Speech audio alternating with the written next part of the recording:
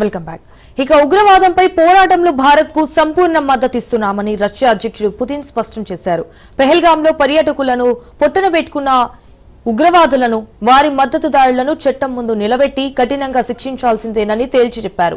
అత్యంత హేయమైన ఈ దుశ్చర్యను తీవ్రంగా ఖండిస్తున్నామని తెలిపారు. అయితే బాధిత కుటుంబాలకు పుతిన్ సానుభూతి ప్రకటించారు.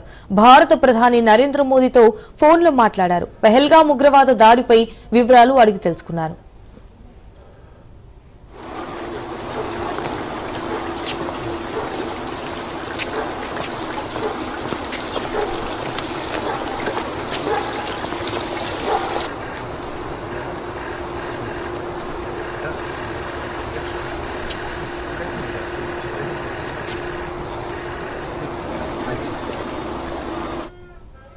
ఇక ఉగ్రవాదంపై రాజీలేని పోరాటం చేయాల్సిన అవసరం ఉందని ఇరువురు నేతలు ఈ సందర్భంగా నిర్ణయానికి వచ్చారు.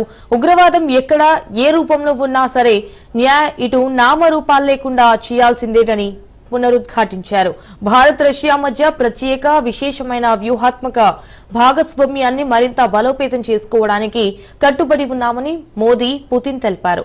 రష్యా విక్టరీ డే 80వ వార్షికోత్సవం సందర్భంగా పుతిన్ తో పాటు రష్యా ప్రజలకు మోదీ శుభాకాంక్షలు తెలియజేశారు. అయితే ఈ ఏడాది జరగబోయే ఇండియా రష్యా ద్వైపాక్షిక సదస్సుకు హాజరు కావాలని ప్రధానమంత్రి ఆహ్వానించగా పుతిన్ అందుకు అంగీకరించారు.